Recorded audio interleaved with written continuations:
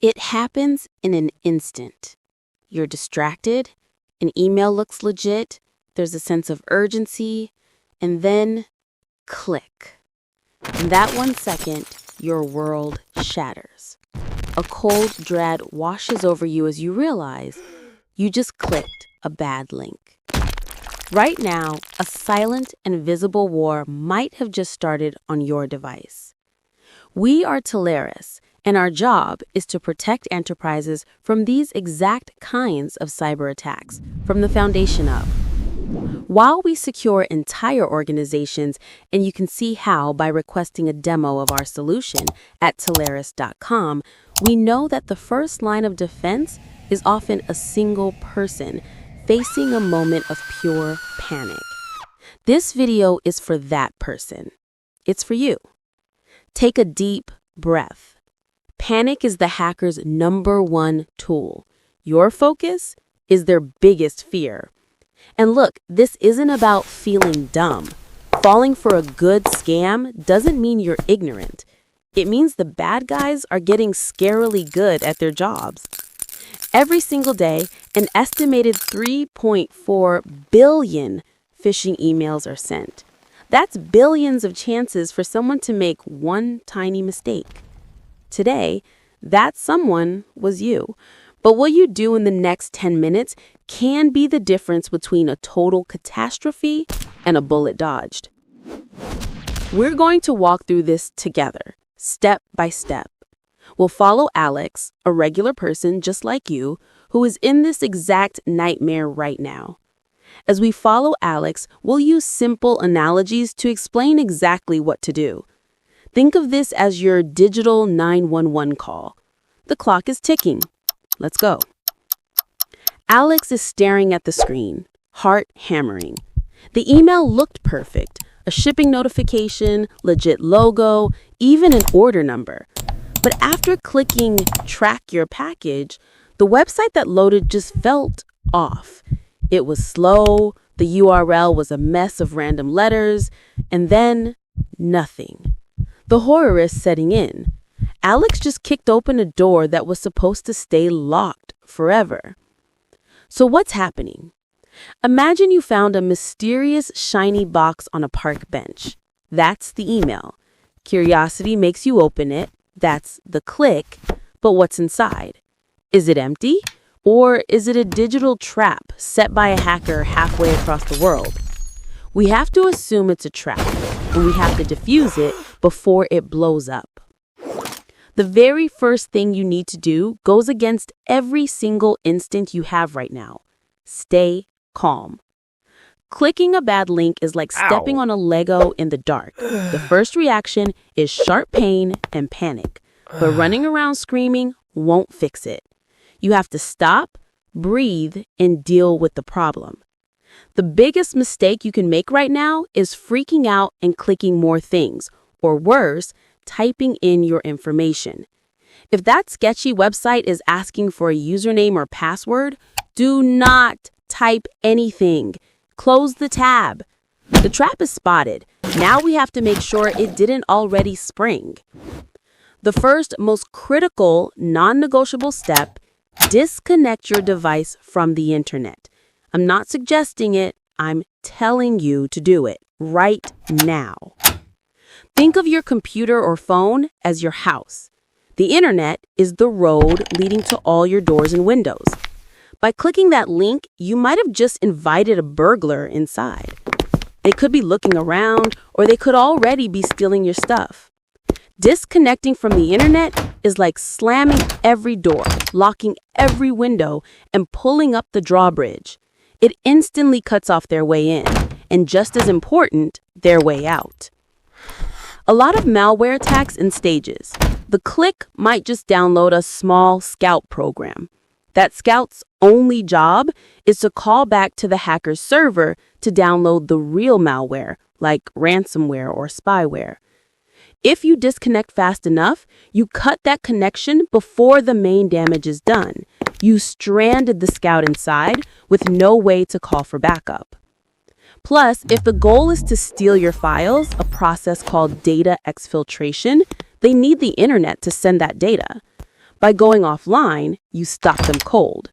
Your files, your passwords, your photos, they're all trapped inside your house with the gates sealed shut. So, how do you do it? If you're on a computer with Wi-Fi, click the Wi-Fi icon and turn it off. Don't just disconnect from the network, disable the whole Wi-Fi adapter. If you're plugged in with an Ethernet cable, yank it out of the back. You want to hear that click. That's the sound of you taking control. If you're on your phone, the fastest way is airplane mode. Swipe down, hit that little plane icon. It kills Wi-Fi, cellular, and Bluetooth. Your phone is now a fortress. Now, a crucial point. If you're at work on a company network, your first step is a little different. Disconnect your device, yes, but your very next move is to call your IT or cybersecurity department immediately. Don't worry about getting in trouble. They have to know, because one infected computer can spread to the entire company like a virus. They have tools to contain this, you don't. Your fast call could save the whole organization. You're not the problem anymore. You're the solution. Your device is now an island. The burglar is trapped. Now it's time to sweep the house. With your device offline, we've stopped any new threats from getting in or out. Now we have to find out what the attacker left behind. Just because you clicked a link doesn't guarantee you're infected, but we have to assume you are. Some attacks, called drive-by downloads, can infect you just by visiting the page. No other clicks needed. Think of your antivirus software as your personal SWAT team. Your job is to order a full, top-to-bottom raid of your entire digital house. Do not run a quick scan. We need the deep, comprehensive scan. This is the equivalent of the team checking every single room, closet, and crawl space. It takes way longer, but it's the only way to be sure. Before you scan, there's one vital thing to do. Make sure your security software is up to date. Antivirus programs work by comparing your files to a giant database of criminal mugshots. Hackers release new malware every day, so your software needs the latest mugshots. But wait, you're thinking, I told you to stay offline. Good question. If you can, use a separate, clean device, like a different computer or your phone if it wasn't the one you clicked on, to go to the antivirus website, download the latest update files to a USB drive, and then walk that drive over to your infected computer to update it manually. If that's not possible, just run the scan with the definitions you have. It's not perfect, but it's the best you can do while staying offline. Now, start the full system scan. While that's running, let's talk about what we're looking for. Keyloggers. These nasty things record everything you type. Passwords, bank info, private DMs, all of it. Spyware. This is designed to watch you, possibly turning on your webcam or microphone. Trojans. These disguise themselves as normal programs, but they're hiding something malicious inside. Ransomware. This is the scariest one. It encrypts all of your files, pictures, documents, everything, and demands money to get them back. The scan will take hours. Let it work.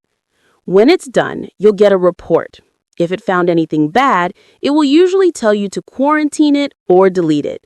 Do what it says. Quarantining puts the file in a digital jail where it can't hurt anything. Deleting is, well, deleting. For anything that's a confirmed threat, just get rid of it. If the scan comes back clean, that's great news, but it's not 100% guarantee you're safe. Some brand new malware can hide from scanners. That's why the next steps are mandatory, no matter what the scan says. You've swept the house, now it's time to change the locks. I don't care if the malware scan found anything or not. From this moment on, you have to act like your passwords have been stolen. That link could have led to a perfect fake version of a site that you trust designed to trick you into entering your login. Or worse, if a keylogger got installed, the hackers might have a record of every password you've typed since the click. The analogy is simple. If you think a burglar copied your house key, you don't just hope they won't come back. You call a locksmith and change every lock. Your passwords are your keys. It's time to change them all. But we have to be smart about it. We'll use a priority hit list, starting with the most important accounts. You can reconnect to the internet for this since the device has been scanned. But if you're extra paranoid, use a different, trusted device to do this. 1. Your primary email account. This is priority number 1. Your email is the master key to your digital life. If a hacker gets in, they can hit forgot password on your bank, your social media, your Amazon account, everything. They can lock you out of your own life. Go directly to your email's website, type the address, change that password, and turn on two-factor authentication. It's non-negotiable. Then, do the same for your bank, your social media, and any other critical account. Use a different, strong password for each. You've swept the house and changed the locks. Now for the next few weeks, keep a close eye on your bank statements and login activity. Watch for anything suspicious. Let's summarize. That one click led to 3 critical actions. You disconnected, trapping the threat. You scanned, searching for malware. You changed passwords, securing your accounts. You turned a moment of panic into decisive action. You made a mistake, but what you did next is what matters. You faced the threat and you took control. If this video was helpful, hit that like button. Share with others who may need this information. And don't forget to subscribe for more interesting videos like this. Thanks for watching. See you in the next one. Stay vigilant.